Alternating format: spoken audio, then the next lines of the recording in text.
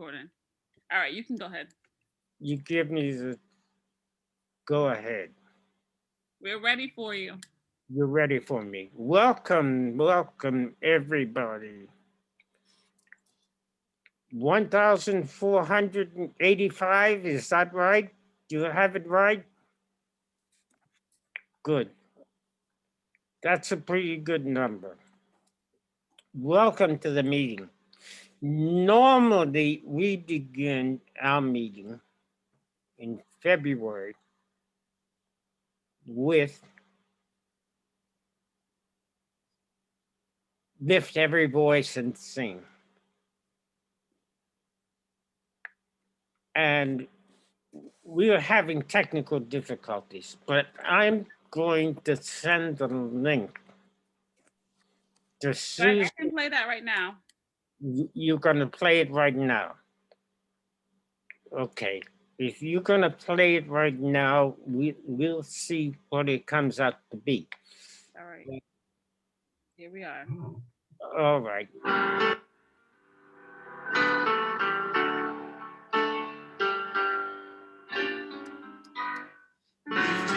Every voice and sing.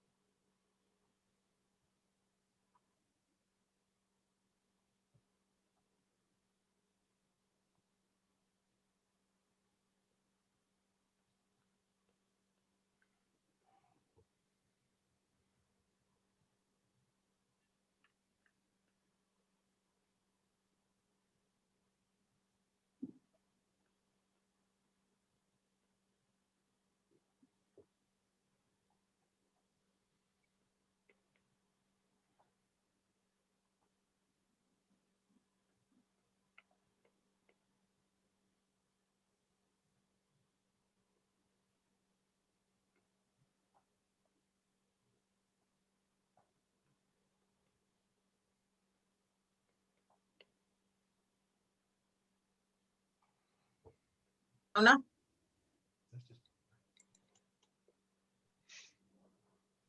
Hello.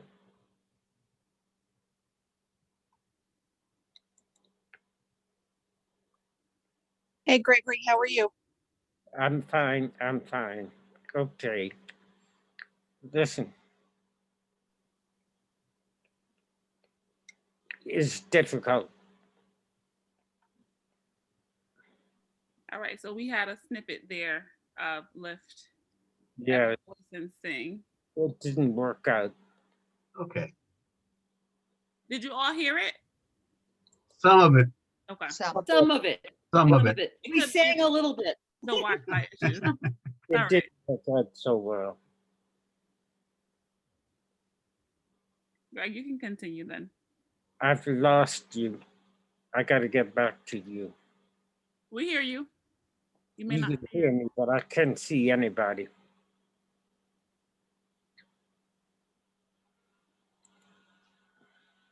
No.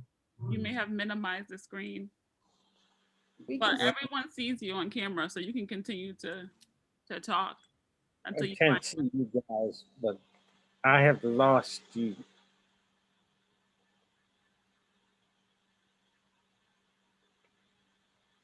I don't know what I'm doing.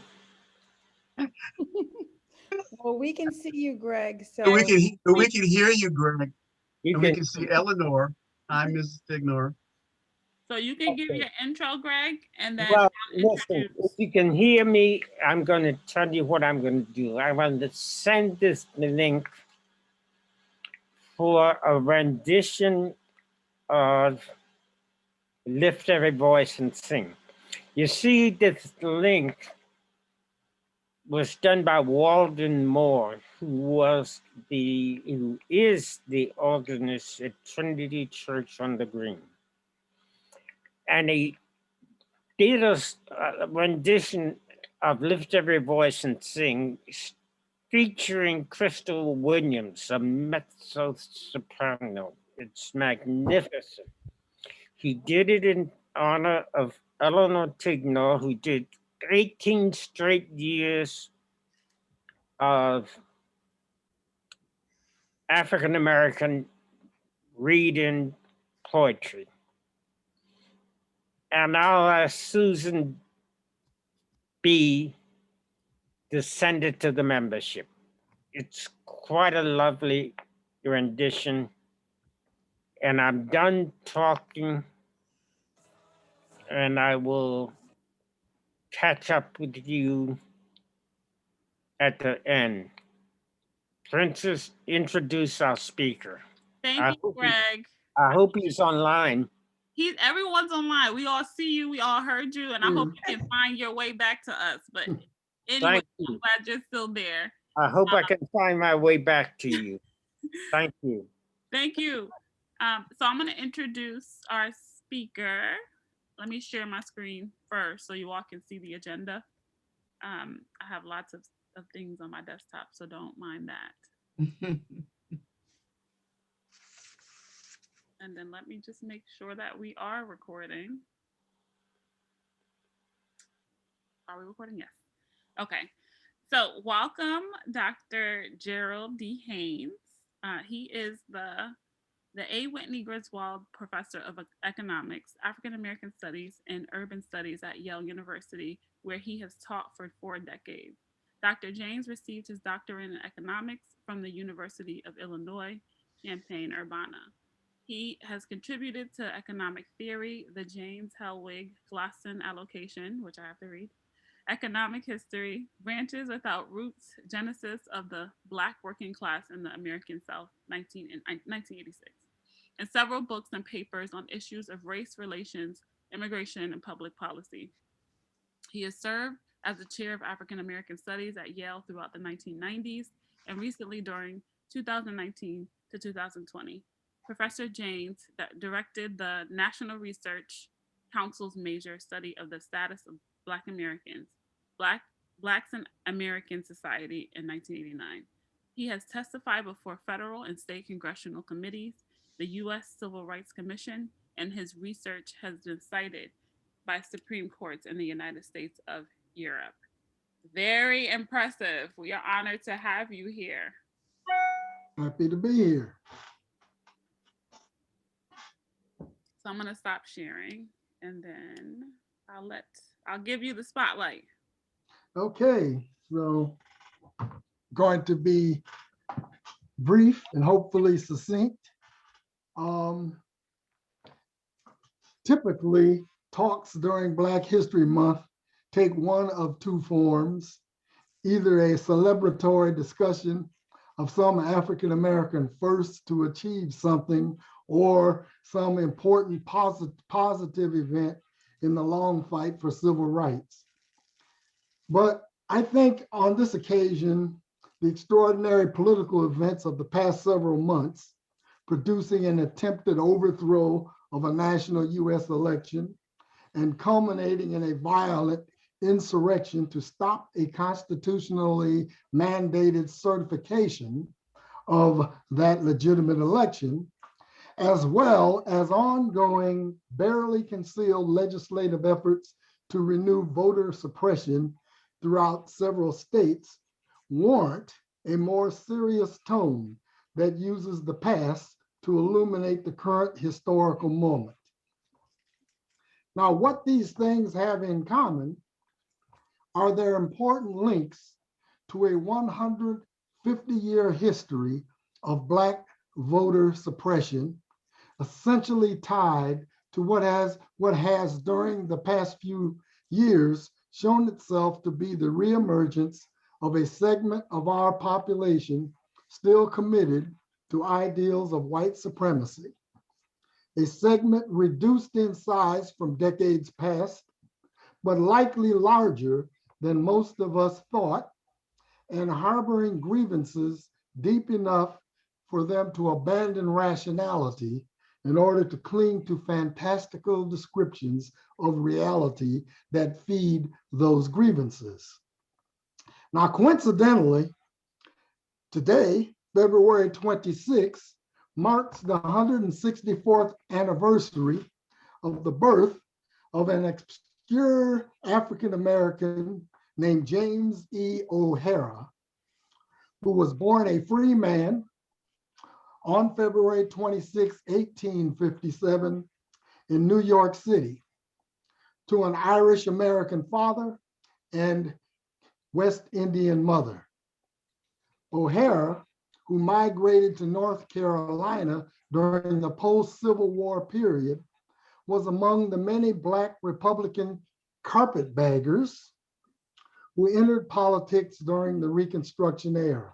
I always like to talk about those Black carpetbaggers because when we're in high school and we are reading about that history, I think most of those texts seldom mention that many of the many of the people who came from the northern states and got involved in politics and also in other kinds of social movements to uplift the newly freed slaves were in fact African-American men and women who came, many from New England and the Atlantic seaboard states.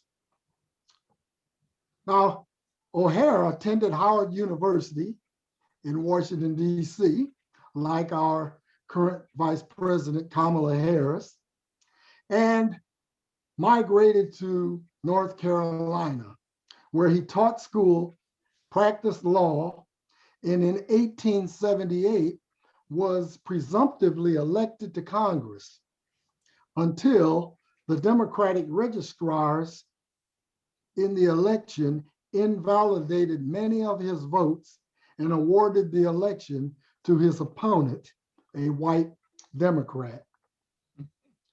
O'Hara, however, would then go on to serve 2 later terms in Congress during the 1880s, both prior to the Wilmington, North Carolina insurrection of 1898, when white Democrats, incensed with the election of a Black and white slate of Republicans to lead the city government, rioted, killing dozens of Black and white citizens, destroying Black businesses and residential neighborhoods, running the Republican officials out of town, the ones that they didn't kill, and then replacing all the elected officials with white Democrats. An event which many historians of North Carolina and Southern Reconstruction history fix as the launching of the long period of Jim Crow and the end of Reconstruction in North Carolina. Now, the false charges of corruption and ignorance leveled at Black politicians like O'Hara during Reconstruction and subsequently ingrained into American culture by the racist 1915 motion picture, Birth of a Nation, present to us many historical continuities. It's no coincidence that the dozens of unsuccessful court challenges and charges of voter fraud levied by our former president and his surrogates targeted cities with disproportionate Black and brown populations.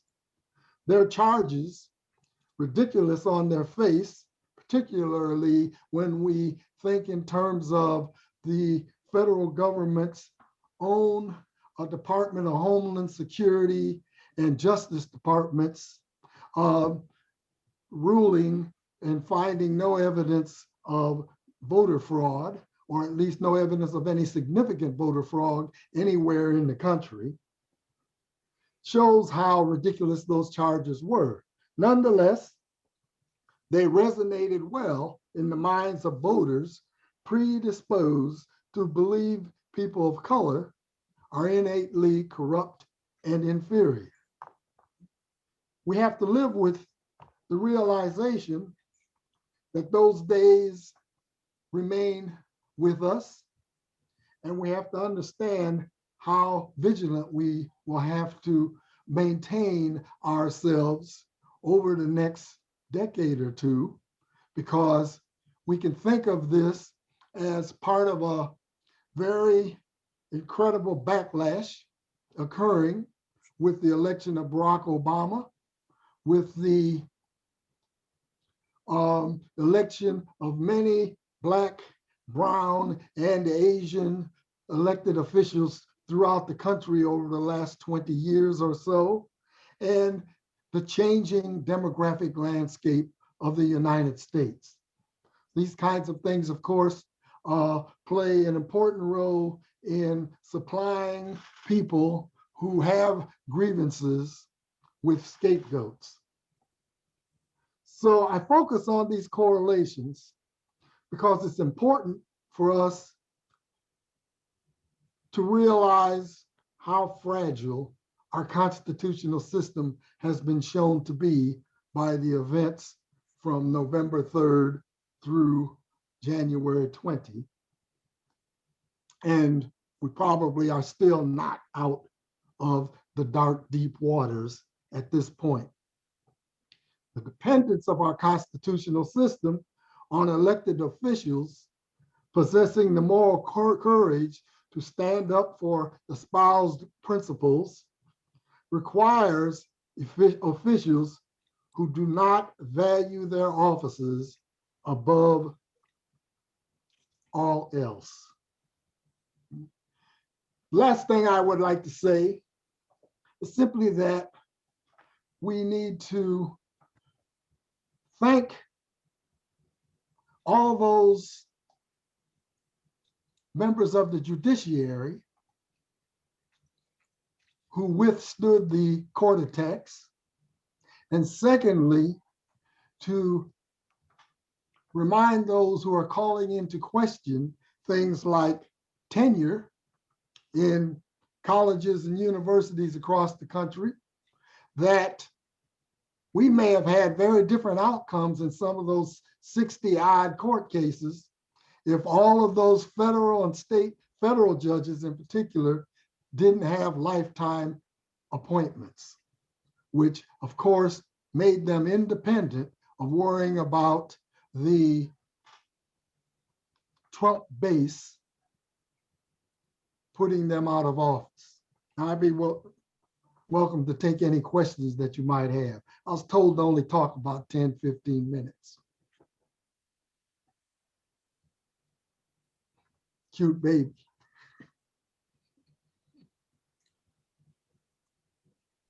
Thank you. You can have him. I'm sure. If I show up at the door.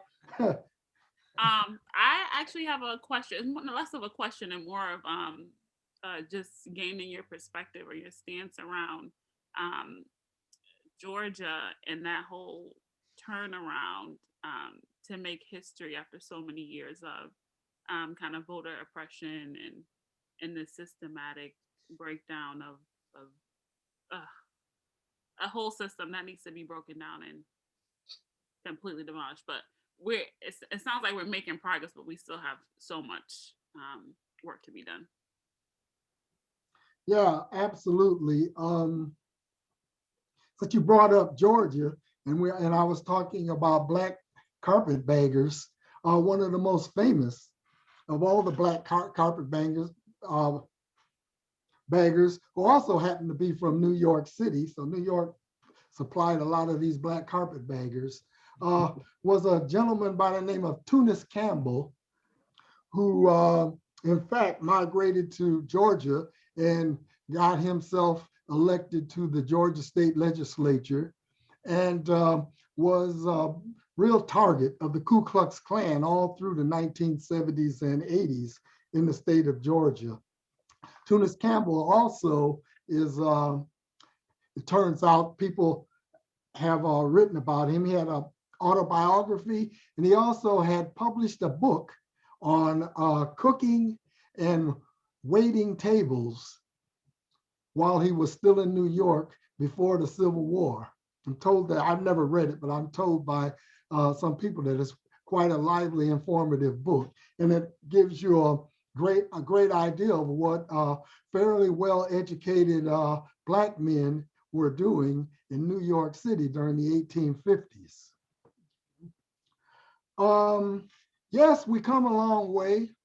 And so I guess you like to be one of those glasses half full people, which I imagine is better than the alternative with the half empty, because we have to have something that keeps us buoyed and our spirits high, particularly when we hit periods, historical periods like the current one we're going through, because we certainly could all be in deep depressions over what's been going on. So where is it taking us? I think this is obviously, it's just personal opinion, but it is personal opinion grounded in a lifetime of study of these kinds of situations. My first book was really about the reorganization of labor and politics in the South in the immediate aftermath of the Civil War. So I became a avid student of the Reconstruction period while I was writing that book, and I've tried to keep up with the literature since then. So one of the things that I think is really important for us to understand, I mean, a lot of importance was placed on the Black vote, and in particular, Black women's vote. And I don't want to downplay that, because obviously it was extremely important, because you take away that vote and we get completely different outcomes. But what I want to say is that, you know, we economists, we believe in interlocking systems. So relationships feed back upon one another. So you have this interconnected system, and we don't like explanations that pick one thing and try and say that that thing is the cause of the outcome, when we know that that thing is connected to several other things, that if you took one of those other things away, the outcome would have been different as well. Where am I going with that? Well, we have to recall, and I think this is heartening, two things. The vote of color, not Black, in Georgia and elsewhere, but particularly in Georgia, in the Atlanta area, in Fulton County, and those two other large voting mass counties surrounding the city of Atlanta, were extremely important. And we have to keep that in mind. And we have to keep in mind that that coalition is important to any kind of progress that we might think that we're going to have. And here, I'm not necessarily taking sides on Republicans versus Democrats, although in this historical period, I have a hard time thinking highly of Republicans, I have to admit, but that's this historical period. Those areas, lots of areas in the South have simply changed. And a lot of it has to do with the increasing demographic composition of those populations. And one of the things that we always have to keep in mind when it comes to thinking about these coalitions, it's not necessary that an increase in any particular group that comes into the country have exactly the same political alignments that African Americans have, or that white Americans have, or any other group that's already here. What's important is that they are going to alter the face, and that's what we just saw, of politics in southern states, counties, and metropolitan areas. Even, and what I mean by that is, that doesn't necessarily mean that all of a sudden we're going to see tons of Democrats getting elected, but in time, we're going to start seeing different kinds of Republicans getting elected. There aren't going to be the kinds of Republicans who are willing to stand up for an attempt to undermine the Electoral College and the system. They're going to be more moderate. They're going to be Republicans that look more like the Republicans who people, at least who are as old as me, might fondly remember from back in the 60s and even towards the 70s, who are conservative in our viewpoint and believe in small government and balanced budgets. That's fine. That's a great American tradition, but aren't out to align themselves with people espousing principles of white supremacy. Thank you. I think we have a question in the chat, but we also have Dr. Frederick Streets, who will be joining us next month. Do you have a question you want to put out there, or? Yeah, yes, please. Thank you. Good afternoon, all colleagues. It's good to see you, Professor James. Good to see you, Reverend Streets. Jerry is fine, but thank you for that too. Might the leadership of Black women serve as a catalyst for a realignment of a multicultural coalition that you just referred to, and therefore would have, and hopefully, in my opinion, an impact on some of the structural things that are still in place that would benefit a us and them, rich and poor, white and people of color dichotomy due to redlining, voter suppression, and the stacking currently or future shape of the Supreme Court. As many of us know, right after the fall of Reconstruction, which is a twilight of a few years following the Civil War, there were Black codes put into place that resulted into the kind of de facto segregation of society that we had and suppressing of the vote.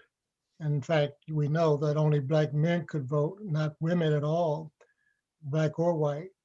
So, so with these kinds of features still lingering as a part of our structural politics, particularly on a local level, I think about how redlined and gerrymandered is the state of Connecticut, and how sectors of the Black community across the state of Connecticut, unless there's a different kind of alignment and coalition, will always have the disadvantage of the larger white population, as diverse as it is even amongst whites. So anyway, is there any? Do you see any hope in the ground foundation that the leadership of Black women are creating for the emergence of that new Democrat or Republican, rather than an old Republican Democrat in new face or new form? Well, there's a yes and a no to that from my perspective. I think I see coalitions, the ability and motivation to build coalitions. And I think we saw that obviously last summer after the police brutality events and Black Lives Matter. But I also see So, and of course, a lot of that is Black woman led. And like I was saying, I see the willingness to forge coalitions with others in that movement. But then I see also some reticence to coalesce. And you have to remember, we've always had a strong core of African Americans who see the world in zero sum terms, that if there's some other group who's going to be gaining anything, it's going to come at African Americans' expense. And those people have formed two kinds, basically. On the one hand, they've been very strong critics of the Democratic Party and Barack Obama because they weren't Black enough, or their policies weren't Black enough. And they're making, from me, they're making arguments that are as if we still lived in a world where there's nobody here but Blacks and whites, or at least it's like 1950, when if you were a person of color, you had a 90-some% chance you were an African American. But it's no longer like that. And you get somewhere in a political system, unless you have some kind of absolute power, which obviously no one does anymore, by forging coalitions and not doing self-divide and conquer. So that's one strand. Now, another strand, which shows up in mega hats, I'm talking about those Black men, those few Black men that we see out there with mega hats, interestingly enough, have very strong criticisms for people like Barack Obama as well.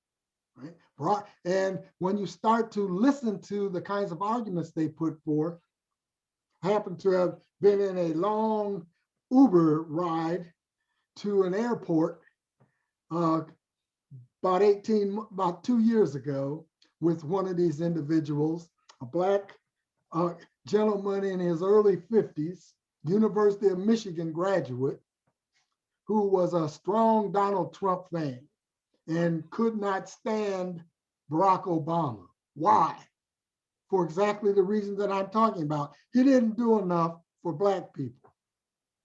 So there's always been those two strands. Unfortunately, they've mainly been driven by Black men, but some Black women as well, who sort of stand on an edge that will to argue against building these coalitions. So we're going to have to come round with better arguments and forms of persuasion to bring those people into the fold, and to have people realize that the idea that we can formulate policies, send them down to Washington or to Hartford, for that matter, that everybody then sees as this is a policy for African Americans, kiss of death in one sense, and not a policy that is going to help people who are disadvantaged and therefore disproportionately help African Americans. But it's always difficult for me, to understand why people can't see that that's pretty much the only way we can get any kind of steady progress. Thank you for your insight on that. There's really so many different layers of it. What I do appreciate is when I saw these protests and the Black Lives Matters, I'm seeing a range of different people. So we got young people, we got old people, we got Blacks, we got whites, we got all these different folks along the lines. We had another question from Gregory Garvey. Should there be a new voting right act to address the various state legislator sponsored voter suppression? absolutely, we need to have a new Voting Rights Act. And that just goes to show, though, how are we going to get it? Because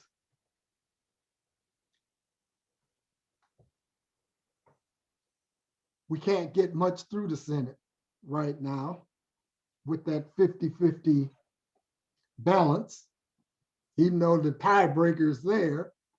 Senate rules allow a filibuster to occur. It doesn't occur literally, but you have to have 60 votes to move anything forward except in special circumstances.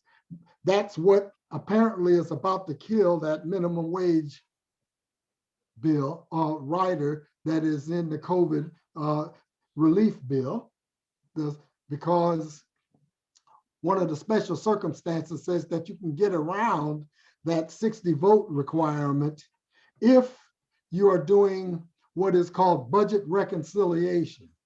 That is, something comes from the House and you have to reconcile budgetary and spending parts of a bill.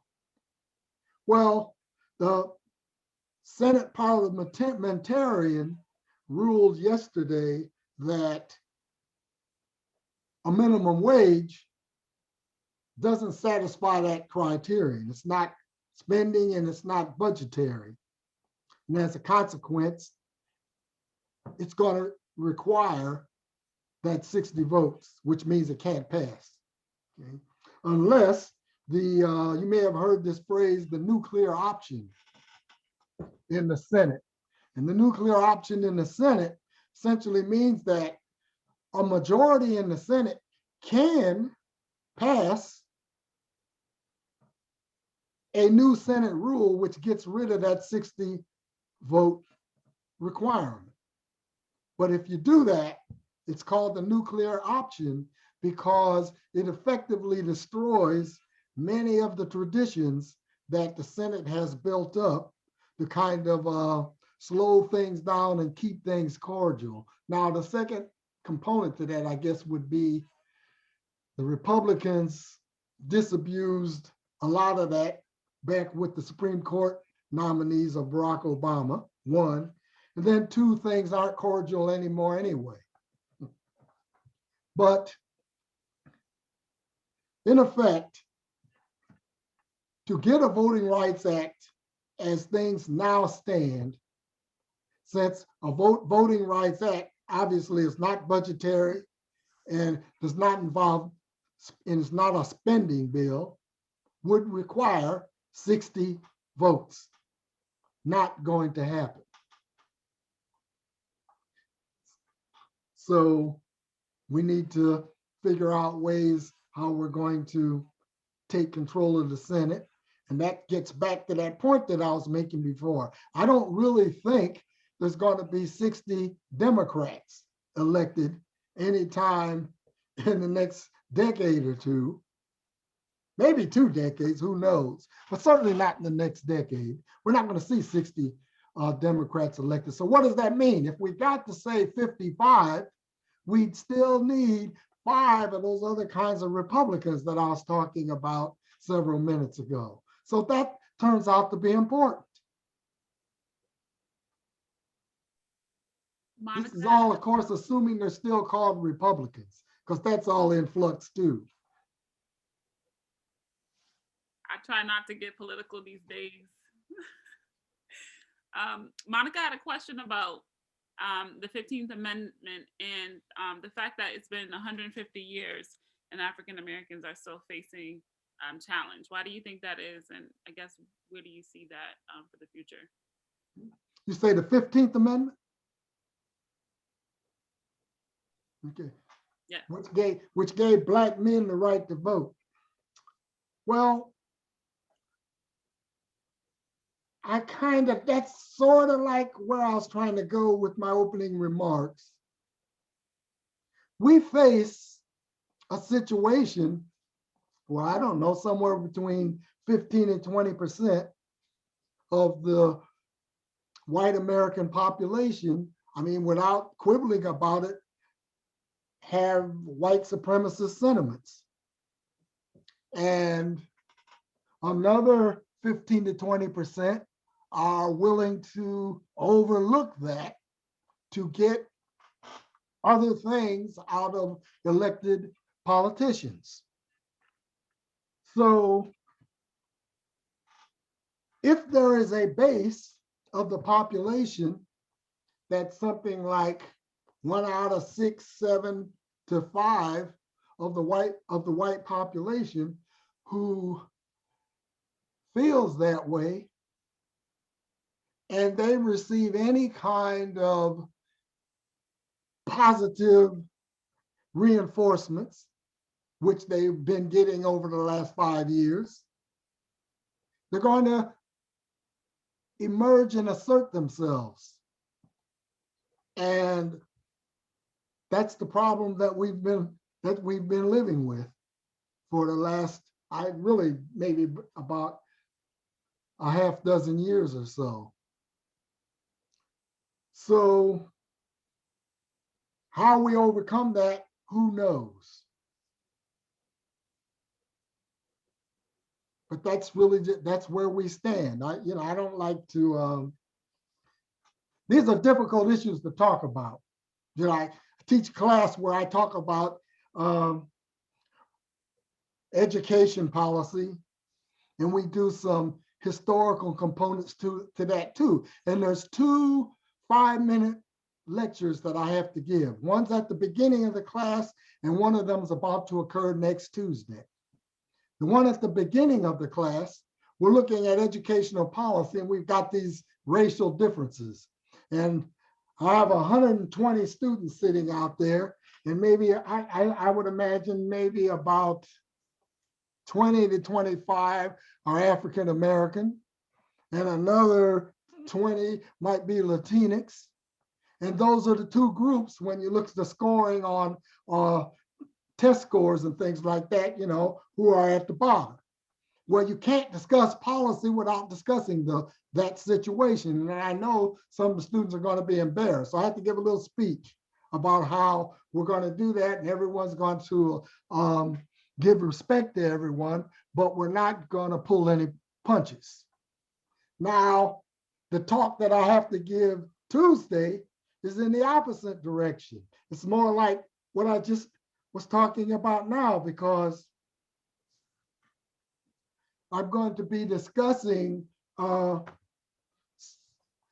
school spending, budgets for different kinds of schools, and the historical tradition of property taxes, funding schooling. And we know if it's going to be property taxes because of residential segregation, we're going to have vastly different tax bases for different populations across the country. So that's where the action has been in the courts over the last 40 years. But we also historically have to think about segregated schools and the huge discrepancies in spending in the country, whether it was legal segregation de jure by law or de facto in the North. And we have to talk about why that was the case. So that means we have to go back and talk about Reconstruction. We have to talk about the Ku Klux Klan. And the little speech I have to give is, it's not that I'm standing up here trying to beat up on white people, but we got to live with that. Just like African Americans have to live with the fact that their ancestors were slaves for 200 odd years, and that's not exactly something to be completely proud of, then the white population is going to have to live with the fact that during that same 200 years and then afterwards, their ancestors, not all of them, of course, but huge percentage of their ancestors were slave owners, and they weren't nice like some of the Southern high school history texts try to make them look like. That all spoke to me. I run a nonprofit serving girls in the greater Hartford area, and I'm currently reading the author's name is Bettina Love, and she talks about breaking the system rather than putting all of our pursuits into education reform. And her book is called "We Want to Do More Than Survive: Abolitionist Teaching in the Pursuit of Educational Freedom." But just thinking about redlining and all those different systems that cause opportunity gaps and different effects on our students, and then that becomes a whole generational thing. I'd be interested to hear more about your talks for you said next week? Yes, Tuesday. It's just a little talk in my class. Did we have any more questions? If you want to unmute yourselves, you can, or you can pop your question in the chat. Hi there. I had my hand raised. Oh, I'm sorry. How are you? I just wanted to say thank you for the conversation, and I want to reinforce the idea of having to give disclaimers, if you will, when teaching about these kinds of things. I have the same experience, but on the middle school level, where I have to walk a very fine line between teaching truth, what's considered developmentally appropriate, and even within those contexts, how students are going to interpret what they're learning. So, but that doesn't stop me from doing it. I approached the lessons with the understanding that at some point I'll probably get an angry email from a parent who doesn't agree with. But to your point, as grounding it in the research and grounding the teachings in the research and talking about it in a way that is, it speaks truth to power, but also in a way that helps students to think critically about what's being said and not taking it personally. I think that's a very important thing to do, and it's a developing skill, a skill that I'm still working on, even as a veteran teacher. So I really appreciate that comment. Your words, you're speaking to that. It really did resonate with me and my current experience. Yeah, I believe it.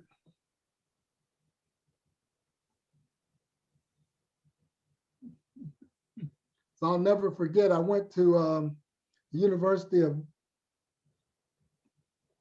Penn State. This is many years ago.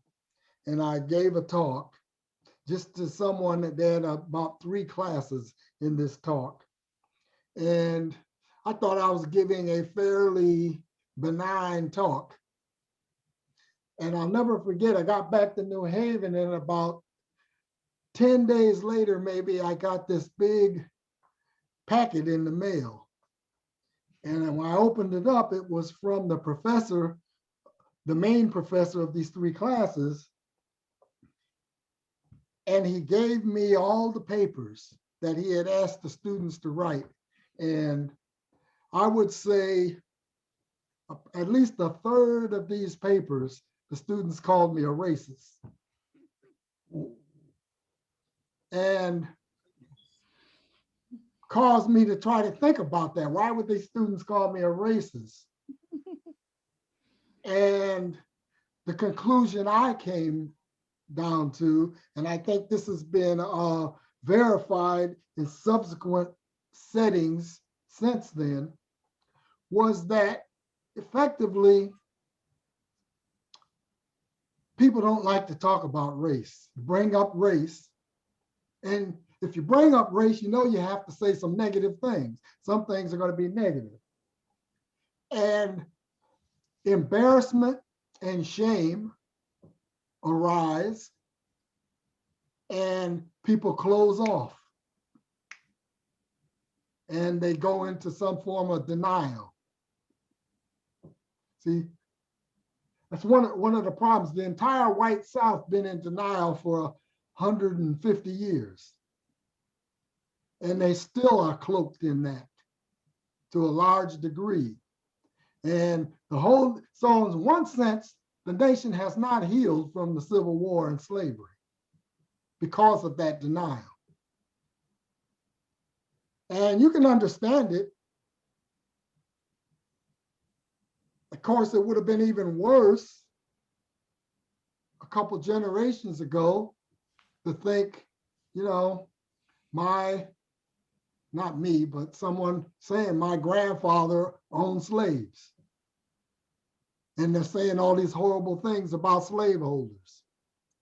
So I want to buy into the false narrative about how benevolent all the slaveholders were, and slavery was this great institution. So when we start thinking about it in those terms, it's not a surprise that we get all those crazy textbooks that are taught in places like Texas when they get to those aspects of American history. Gary, you mentioned earlier that the political strategy of coalition building in order to increase chances of legislative success is centered around being able to show the wider populace how it's to everyone's or to an advantage of a greater number, while at the same time attending to some aspect that's of particular interest to the Black community. How does one go about that kind of coalition and legislation visioning, and not pay attention to the larger systemic issues that still reinforces oppression? Is it are we getting to a point where it's either or just selective small splinters, small pieces of wood in the porch? So you can fix that one plank of wood, but the other parts of the porch is rotting down. So how do you have a multiple agenda when it's so intersectional, as you mentioned from your analysis as an economist, having to pay attention to more than one variable? Yeah, and I think that's a good question. And I think it strengthens the argument that you have to have coalitions. Because if you're going to attack something that's systemic, you're really going to be shaking things up.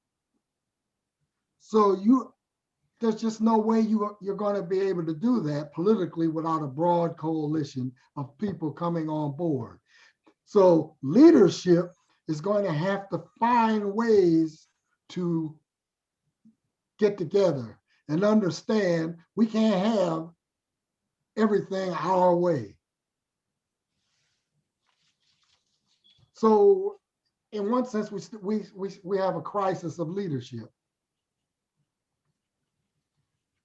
And maybe the crisis of leadership on the side of Blacks and Browns in particular, who aren't reaching out to the Asian population enough, I feel, is systemically the same as the crisis that's in the Republican Party right now.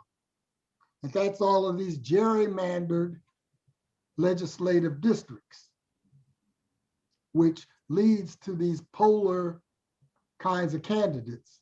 Because if 70% of your district are going to vote Republican no matter what, or they're going to vote Democrat no matter what, or they're going to vote Black practically no matter what kinds of elected officials do you think you're going to get in those kinds of situations? And you're going to get those people who are looking at everything in zero-sum terms.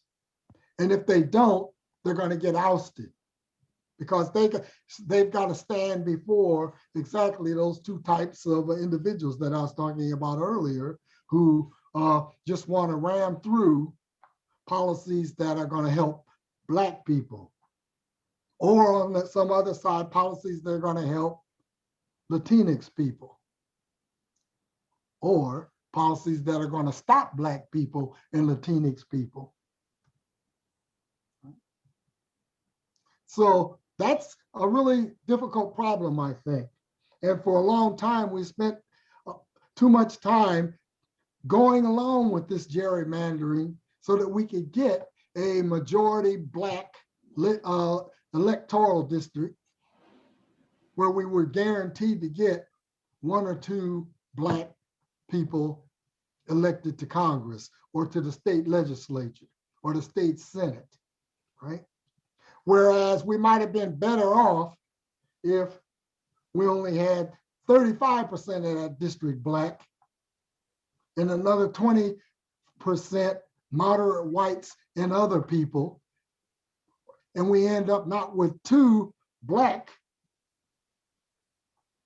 but 5 people who are willing to listen to the kinds of issues that we consider to be important.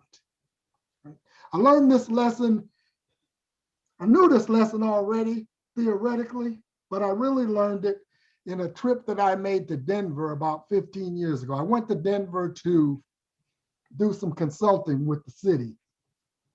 And the very first day we walked into the mayor's office, and the mayor was an African-American, Wellington Webb. And Wellington Webb who was a native Chicagoan, which is sort of like my homeboy. So we got along pretty good. And Wellington Webb was entering his 3rd term as mayor of Denver. And prior to him, a 2-term Latinx mayor, Pena, who became Clinton's Secretary of Transportation, I believe it was. So Denver, at that time, this would have been around 2003, I think I was out there, had 5 consecutive brown and Black mayors. But the voters were 64% white. So we started talking about this, and we realized it was simple math. Once Blacks, Browns, and Asians hit around 30% of the total population, if they can get along and coalesce, they only need 21% of the white population to start winning elections.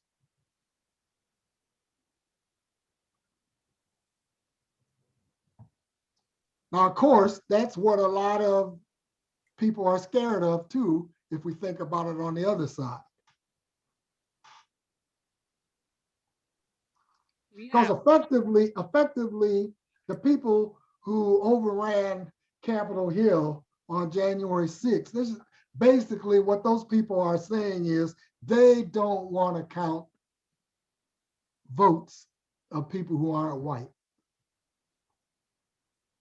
And I guarantee you, many of those people, that's exactly what they're thinking.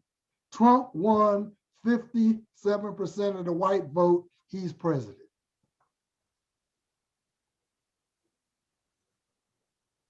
I think we have one more question. We're at is it 6 o'clock already? Oh my gosh, we need more time. I think we have one last question from David, and then I believe Greg is gonna end or close the meeting with announcements. David, did you want to ask your question? Well, I wanted to thank our speaker, and let me just preface this by saying that I appreciated that a kind of metaphor that we're having. It reminds me of the language of the pandemic, that we're in another wave of white supremacy, which is a kind of pandemic with public health consequences. but I wanted to mention something, you know, I don't know, I guess we don't have time to talk about it, but you know, Connecticut passed a law this year requiring that our curriculum include Black history, African American history, Puerto Rican and Latino history, and that's a state law. It's the new edition. I think 2 years ago they passed a similar law requiring Holocaust and genocide education and awareness. And the consequence of the law is that a curriculum is being developed now that should supposed to be ready by March 1st that would require every high school to have a class. And when I reached out to the history supervisor for the state, he said that there would be a full year course. The first half of the year would be on African American and Black history, and the second half would be on Puerto Rican and Latino history. And it would be an elective. I find all that important and interesting, but I just had a question about, you know, how, if you had any wisdom about how you thought this should be approached, which of course is a big question. That came up. I was reminded of all this by Miss Streets, who is still here, who asked, you know, talked about the problems of teaching, and you talked about the problems of teaching. So it seems like, you know, a crucial initiative and part of the state. I don't know if maybe we should think about devoting a future meeting to the question, but mainly also thank you very much for your talk today. Thank you for those comments. I actually didn't know about that law having been passed. It's kind of interesting. It takes, because you know that if you go visit that one of those classes, you're going to see a lot of Puerto Ricans and South American, Ecuadorians and Blacks sitting in the class, and a few whites and maybe a couple of Asians. And it's not really a substitute for really integrating the important events so that you understand the diversity of American history. One of the things that I've learned, and nobody's ever shown me, if you tell me any important event in American history, guaranteed there were some Black people there participating. It's absolutely guaranteed, but we don't know these kinds of things. So one of my favorite little stats, which we don't learn, very germane to what you were just saying, Mr. Pettigrew. Valley Forge. We all learn about Valley Forge and the horrible winter at Valley Forge during the Revolutionary War, but we don't learn that somewhere between 20 and 30% of the troops at Valley Forge during that main winter were Black.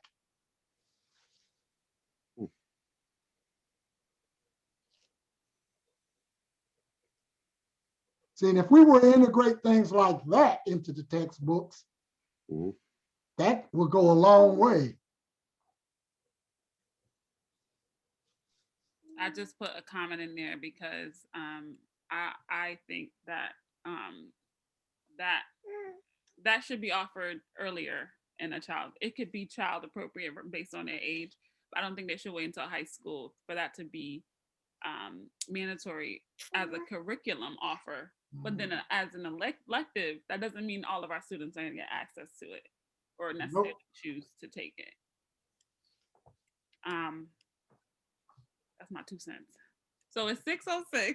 Thank you so much for your insight and joining us today. I feel like we needed more time for this conversation. It's been insightful, fruitful. I learned some new things. Greg, do you want to close the meeting with your announcements?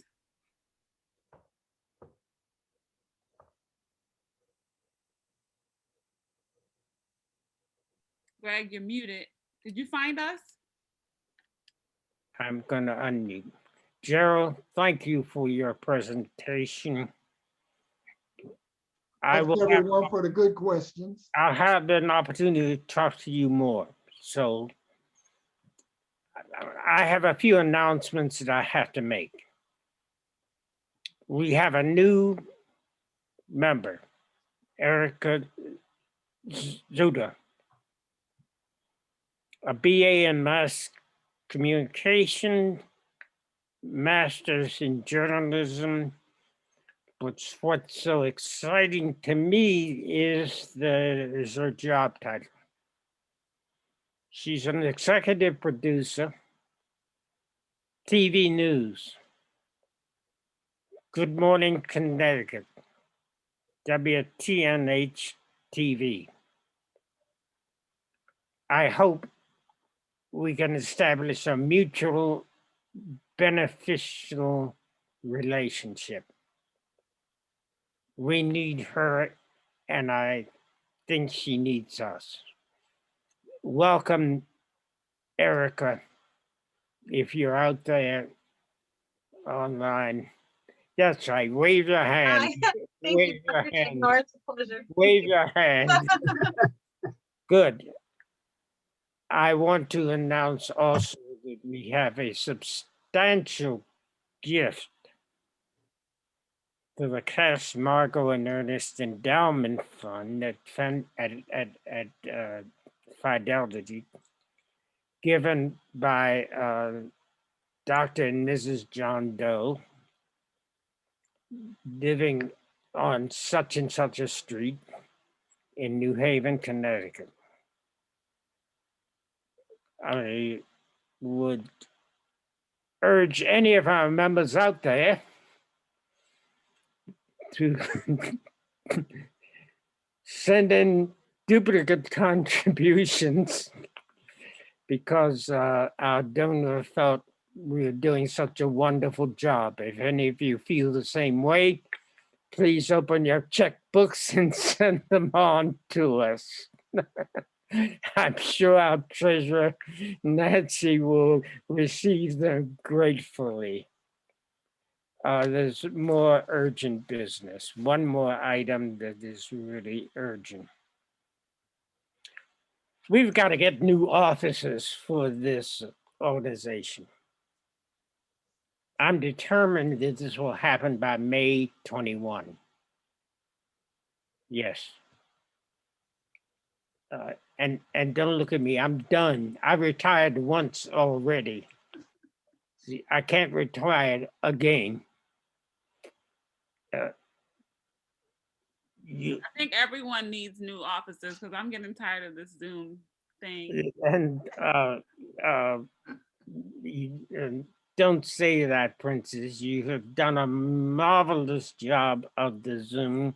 Well, no, I just miss people. I don't know where we would have been without it because I know I couldn't do it. Whatever, you need to send me some thoughts. That means names. And you can address them the membership, that will go to Susan Bianconi.